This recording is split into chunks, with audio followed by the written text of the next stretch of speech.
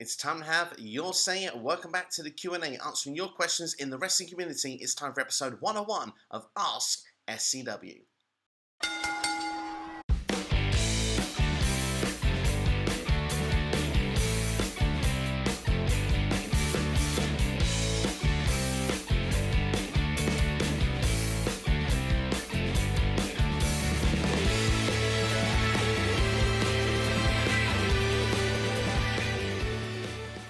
So back once again answering your questions in the wrestling community. If you want to be involved on the next episode of Ask SCW, then all you've got to do is leave a question in the comments below, leave the hashtag AskSCW, or you can follow me on Twitter, Instagram, Facebook, all should be going on your screen right about now. Some of the topics we'll be discussing here today is the Impact Digital Media Championship, my thoughts on that. Going to talk about who will be the Joker in the AEW Casino ladder match this upcoming Wednesday on Dynamite. Going to be talking about the WWE draft. Will Becky Lynch be drafted to Monday Night Raw?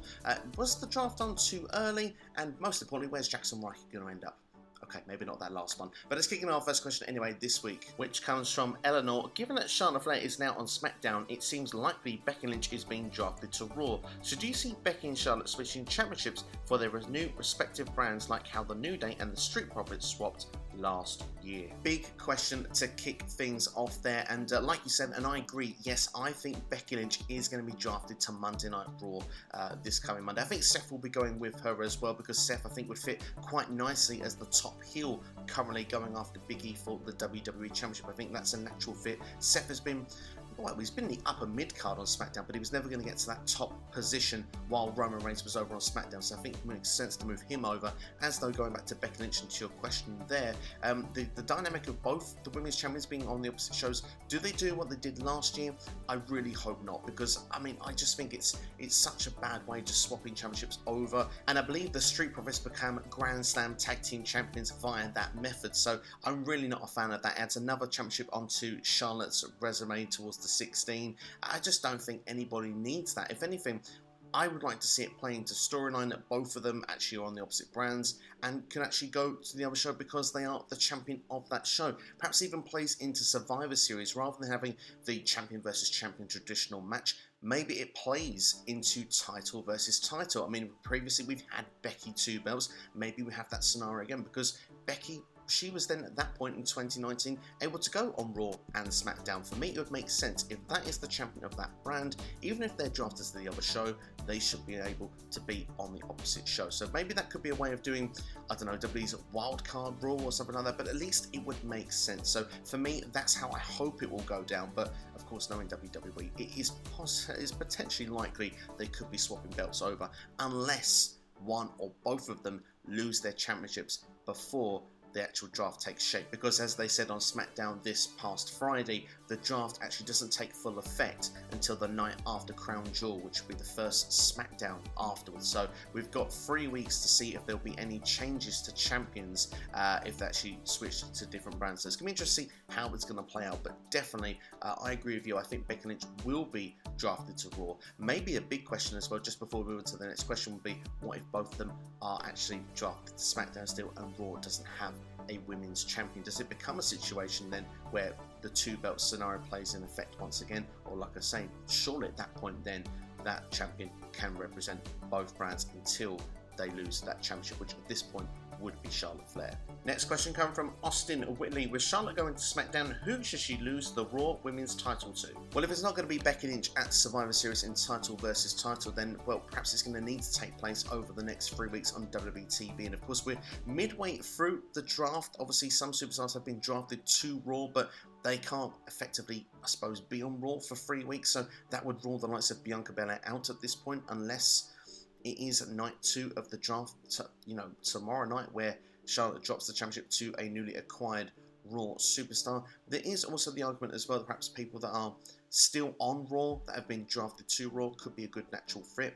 At the moment, I think Rhea Ripley would be the best person for that position, but we're going to have to wait and see who it is necessarily going to be. I suppose if you wanted my opinion of who I'd want it to be, I'd want it to be Bianca Belair, especially as it looks like we're not going to get that match anytime soon. I think the only way we get that match now is at a WrestleMania if one of those two win the Royal Rumble. So if there's a way we can make that happen on Raw tomorrow night, that would be fantastic.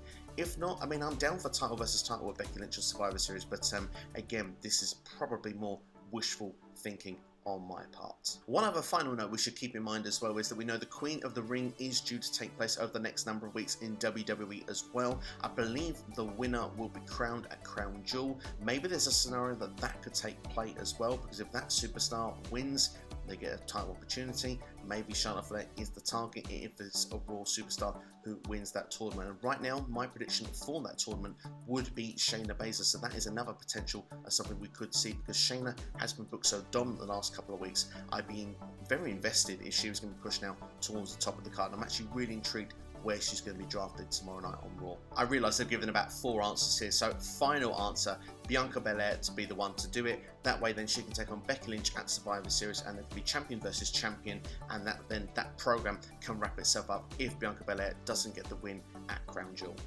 Anthony New with the next question now. What draft picks shocked you the most in last night's draft on SmackDown? Well, I must admit, Charlotte Flair is the one that surprised me the most, if I'm being brutally honest, but I have learned reasons why. Apparently Fox did request to have her on SmackDown, so it looks like that WWE have given Fox what they wanted. Perhaps in exchange, as we say, we'll find out if Becky Lynch is given to Raw in return.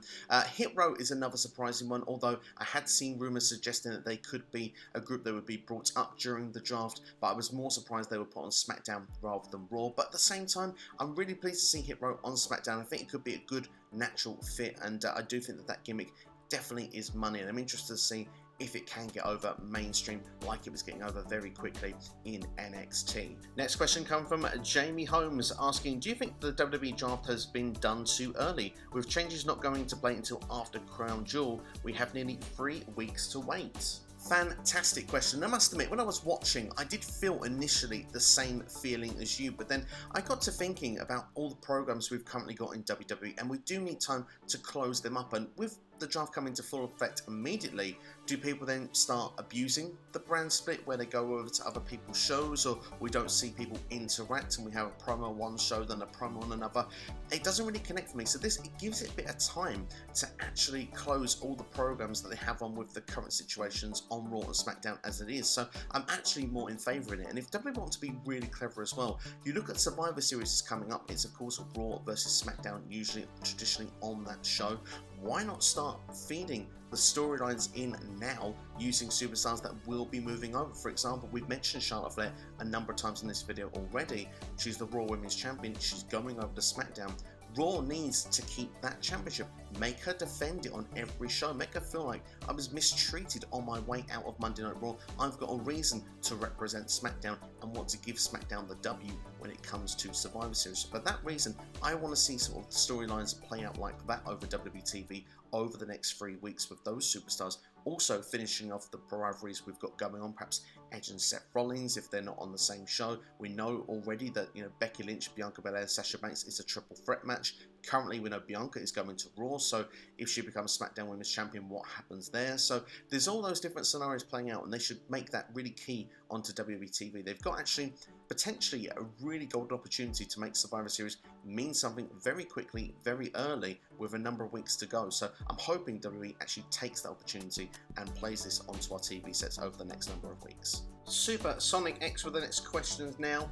What mistakes of the draft won't repeat on night 2 and needs to be avoided? I definitely don't want any tag teams or factions break up, or better yet, a repeating trend, Asuka and Charlotte Flair on the same show. Those are some of the mistakes I would avoid. Some very good suggestions there, Noob. I have to agree with you, particularly with Asuka and Charlotte Flair. We've seen that match so many times. Would prefer them to be on different shows, but I do also feel at this point, if Asuka was to remain on Raw, I do think she's going to get a little bit lost in the shuffle if we've got Bianca Belair, Rhea Ripley, Nikki ASH. So at the same time, I think I still predict she's going to go to SmackDown. So I think that one could happen. So I'm going to keep an eye out for that when it happens this week on Raw. But you mentioned about the tag team breakups. I personally don't want to see that either. We have seen one breakup already with Mace and T-Bar. In fact, T-Bar's even suggested he's going to go back to the Dijakovic Feast Your Eyes gimmick, which, to be honest, I really actually am in favour of that. I do think that the Powers of Pain gimmick these two had with the Retribution stuff wasn't working. So, and I'm interested to see what's going to happen with Dio Madden going forward, because, well, who knows, maybe he's going to go back on commentary. But yeah, it could be interesting what he's going to do next. And I do think definitely a change of gimmick is coming Mace's way also.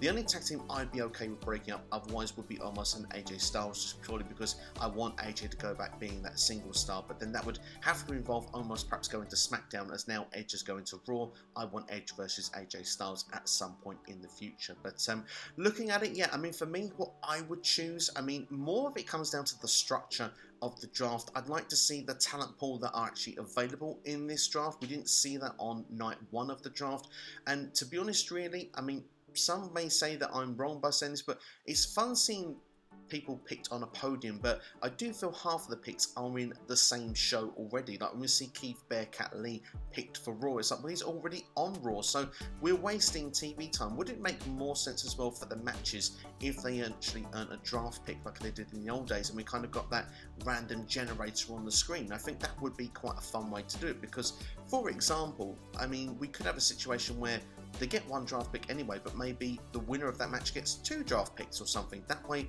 we still see a lot of changes going on throughout the shows. But I don't know. Those are some things I'd like to see. I think one other thing I definitely want to see on night 2, I want to see where someone's really unhappy. I want to see facial expressions and people with displeasure of what show they've been drafted to. For example, we don't know what's going on with the Usos, and I have mentioned this in another video already, but if the Usos are drafted to Raw, we could see that displeasure. We could see the idea of perhaps I need to be traded, and what can we do to get USA and Fox to make superstars trade so everyone's happy at the end of it. I want to see controversy. I want to see, you know, some real storylines coming into the draft night. So it's more the structure than rather perhaps how the talent are treated themselves. I think it would be kind of good if talent knew ahead of time as well what they were doing. And perhaps one other thing I have a little bit of a gripe with when it comes to draft night, when it's sort of like the show starts, they immediately just call names out.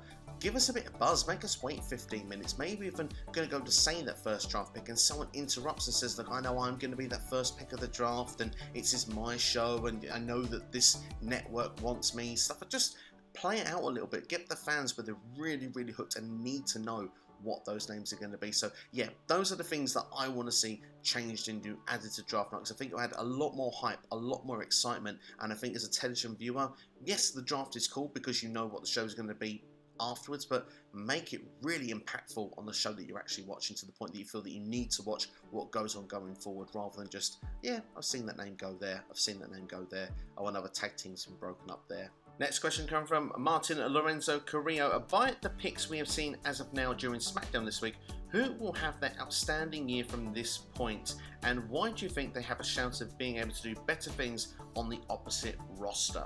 Fantastic question, this one, and potentially a bit of a boring answer coming from me. And the reason I'm going to say this is because I think it's Bianca Belair and Drew McIntyre I think are going to benefit most from going to the opposite shows. And like I say, many of the draft picks have remained on the same show, but those two are switch shows, and I think it could be really of a benefit to both of them for the same reason. It's getting stale with the audience. Baby faces, you know, top baby faces as well, long-term champions, they sometimes get to a point where fans have had enough of seeing them in a certain title picture or in a certain scenery. And I think with the change of shows, fresh opponents can still be around the top of the card, perhaps even challenge for the major championships again. I think fans won't sour on it so quickly and so much. So I think for them, both will benefit being on opposite show. We have seen it with Drew with the rumblings already. Hasn't really kicked in with Bianca Belair yet, but you do know that if she'd have stayed around that SmackDown Women's Championship picture for another 3, 4, 5, 6 months, I think fans would have begun to sour on her. So for her going to Raw now, it could be the best possible time. Like I say, it feels very fresh, new lease of life. If you're going somewhere undercard,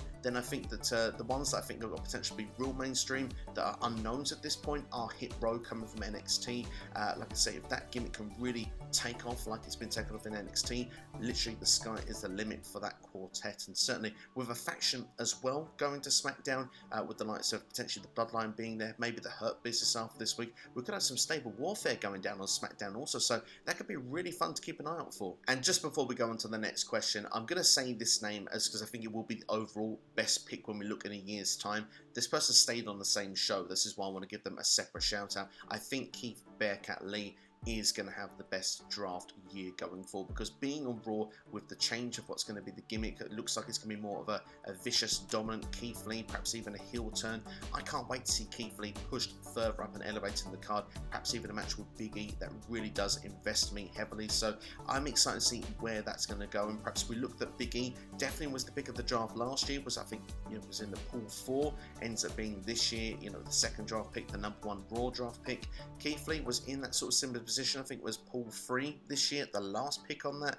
Next year, if this time we could look at it, could be WWE Champion, could be a #1 draft pick on either show. So yeah, I think Keith Lee, of everyone, even though he's on the same show, could be the biggest name to look out for if you're looking from that where they are now to where they could be in 12 months time. Let's switch things up from the draft and go towards NXT. Mike Atanhab's Mike of our next question. It is clear Bron Breakker is going to be a huge star. When should they put the NXT title on him? Mid to summer 2022 would be the best in Mike's opinion. And I think you could be right. I mean, there's no doubt on it. He's going to be a huge star. He's going to be the face of NXT. I wouldn't be surprised, though, if they hotshot him into this position sooner rather than later. I wouldn't even be surprised if it was on Survivor Series weekend, perhaps the turn of the year. I do think, like you said, build up a reputation, do it over 3, 6 months, 12 months to get him into that position. But I can see NXT 2.0, it's going to be a completely revamped brand, and I think they want a fresh face to lead that brand sooner rather than later. So Bron Breakker is definitely the guy. I think there's no argument, there's no question in that. It's just when they choose to do it. And even though I agree that perhaps middle of next year would be the best time, I'm going to predict it will happen before the end of this year. Switching things up to AEW, we've got Steve Silk, NX Steve from Josie Chats Wrestling with our next question now. If it's not Hangman Adam Page as the Joker in the Casino ladder match, who do you think it will be, and who will win it if Page isn't the Joker? So let's start by answering this question by just saying that I do think it will be the return of Hangman Adam Page. I can't see it being any other direction. So I think he will make his comeback this week on AEW to a big pop and will win the match. But like I said, if it isn't, what are the alternatives? Well, you can always insert your favorite released WWE wrestler that's had their 90-day non-compete clause expire. One that I suppose at the top of my head that I would pick probably would be Buddy Matthews, which was of course Buddy Murphy in WWE. Think he would have a lot to offer and a lot to prove and would be fantastic in a ladder match environment. But how many debuts in AEW is too many? Going to be touching more on that on the next question. So I will look for an alternative of what I think could be amongst the AEW roster. I mean, for me, Kip Sabian is someone you could say, but I do think a lot of people would probably feel underwhelmed. The only way you could make that work is if Kip Sabian's music hits, but he doesn't actually make it to the ring. He's attacked backstage by Miro, of course, his former best man, and Miro takes his spot going into the ladder match and perhaps wins it as well to get a future opportunity at the AEW World Championship. But as I don't think that's going to happen, if there is going to be a winner and it's not going to be Hangman Adam Page, looking at the lineup, Jon Moxley is the best for the job, but at the same time, we've seen Moxley versus Omega in a program on multiple occasions already, so I suppose Pac would be the next best option, although Pac has been in matches with Kenny Omega as well. So yeah, it's a hard one to predict if it's not going to be the Joker coming in to return to win it. Joshi Pro with our next question now. If you were in Tony Khan's shoes, I would give Surprises a breather. They've done a great job. They've gotten tremendous return on their investment. It served its purpose beyond expectation in my opinion, but I would give that a rest. I think it depends what surprises you're referring to, because like you say, I mean, if it's a debut after debut after debut, there comes to a point where you've kind of forgotten who debuted 2 months ago if you've got new faces turning up each and every week. Plus, your roster is getting bigger and bigger by the week, so it comes to a point of when is enough enough. Perhaps a breather is needed, unless it's really going to be a game changer for the company. For example, like a Bray Wyatt, for example, would be a game changer, so you don't let a talent like that go. If a Kevin Owens becomes available, you don't let that talent go, but you don't necessarily go out and sign someone that's just going to, I don't know, be a jobber that's going to be on dark and dark elevation at this point onwards. You just get game changers. But like you say, you bring them in here and there, because it comes a point where, like I say, oversaturates, and you kind of forget about Malachi Black or perhaps Ethan Page and, you know, maybe even Andrade El Idolo's debuts at this point, after we have the spectacular debuts at All Out with the, you know, the likes of Ruby Soho. We've had Adam Cole, Bryan Danielson, we had CM Punk as well not long before the pay-per-view, so it depends on that market. But with surprises themselves generally on shows, I love a surprise on the show. Like for the Joker we've got this week, if that is going to be the return of Hangman Adam Page, for me there's no better way to do it, because it's going to get the crowd roaring. The crowd's probably going to expect it, but they're going to be even more satisfied if that's what they're given. And so far, every time that Tony Khan's looking to give a promise, he tends to deliver on that promise. And I think that's something that's very key from a promoter, and that's where fans are more trusting on what that product's giving us. And for example, even with storylines, then they're willing to be more patient to let them play out. They're willing to let things go if perhaps things are not booked the strongest. Where, for example, with other companies, if they're not delivering on their promises, that tends to be why fans are probably very quick to boo the product that they're given. So this is why I think AEW are using surprises to their advantage at this point. Turning our attention to Impact Wrestling for our last question this week, coming from Mark Q World Order. Impact recently introduced the Digital Media Championship. Thoughts on the belt itself, the name, and do you think this title, apparently being intergender, will be something fans will get behind, or is wrestling not ready for intergender titles outside of AAA yet? Such a big question to close things off this week, and of course Impact did introduce that championship this week, and of course we've got qualifying matches for it. I believe that the final is going to be on the kickoff match before Bound for Glory. This is more being used as a social media championship, which for that reason I would have preferred like a social media championship rather than digital media championship. The name isn't really the best for me. I think it's a bit meaty, but then hey, maybe SCW, the wrestling channel, is probably a bit of a mouthful as well. I don't know. You've got to do what works for you. But at the same time, looking at it, I think that the championship itself can work really, really well. I think the design looks fine. I know people have compared it to the AEW World Championship, but hey, it's a nice looking championship. Let's just be happy it's a good looking championship. For itself, as I say, it's going to be on social media for a lot of these Impact Pluses and for Facebooks and stuff like that. Going to be on YouTube.